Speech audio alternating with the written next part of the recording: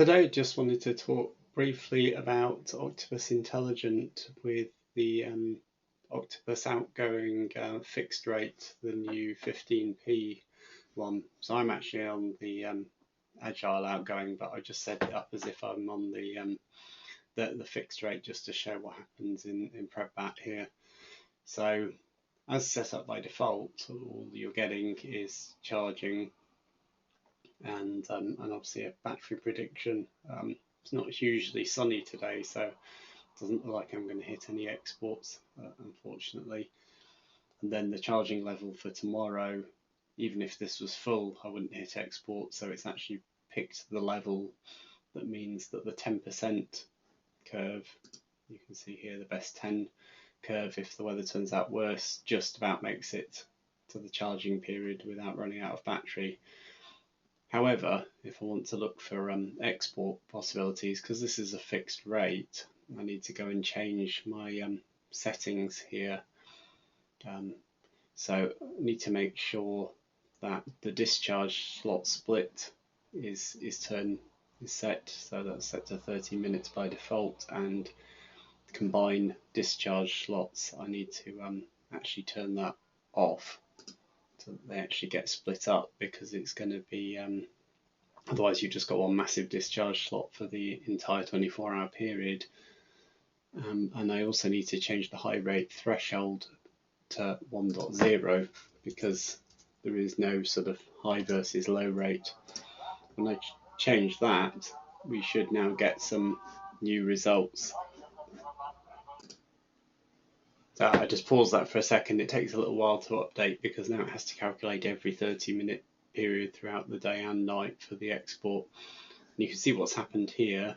I've actually got freeze discharge enabled, and so in this slot here, this slot here, and this slot here, where you've got discharge level that's below the top line but above the predicted line, that's essentially freezing, so it stops the battery charging and just forces your system to export any excess solar, because it's cheaper to charge the battery 100% at night at 7.5p, and I'm going to export at 15p.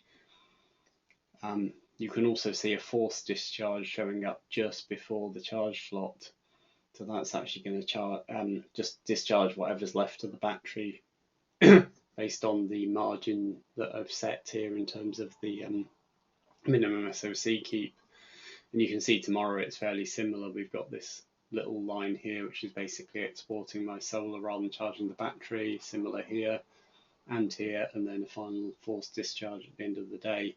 That's kind of what I expect to get. If the forecast was better, I'd get a larger forced discharge, maybe, but it's not, unfortunately, so it's not necessarily covering all my load, at least for my system.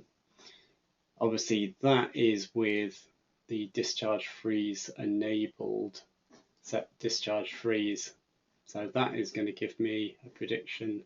My best cost is £2.02. I added recently the sensors you can add to this chart for the actual import and actual export, so it looks like I'm not actually making any money from the export, unfortunately, so it's trying its best, but the amount I'm exporting is so minimal it may not be covering my load. If I turn discharge freeze off, then I'm going to get a different result. I'll just pause while it recalculates. So without discharge freeze, all you've got is that possibility to discharge, and it's just going to do it just before the charge time, depending on what battery's left. And if I had more battery left, my forecast was better, then I'd get a larger discharge there. So that gives you two options. The discharge freeze is actually more efficient because you're taking your solar and exporting it directly rather than putting it through the battery and then back out again. So you're avoiding those battery losses that you might otherwise get. Another thing to mention that you can tweak around with is if I look at the charging, the combined charge slots is turned on by default, so that means I get one charge slot. If I were to turn this off, it's going to split my charge slots into 30-minute sections, which would then give a possibility of interleaving charging and discharging. I'm not sure whether you should actually be doing this or not. So obviously, depends on your energy provider and what they actually allow, but we'll see what that produces. Okay, so it's recalculated. We're going to get some very strange behavior here. We've got a little discharge slot in the day here, which is interesting.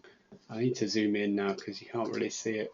But if I go across to the charts, what's happening here, we've got some charging. The stair stepping you can ignore, it's just the way the tool calculates it, but it's basically charging up to full, then it's doing a little discharge and then charging, and then a little more discharge, and then charging, a little more discharge, which is an interesting combination. It's kind of what you'd expect because it's just charging it just to export at the higher rate. Like I said, I don't know if this is really a good idea or whether it's allowable, but you can experiment with that and see what you get, and see how the different options work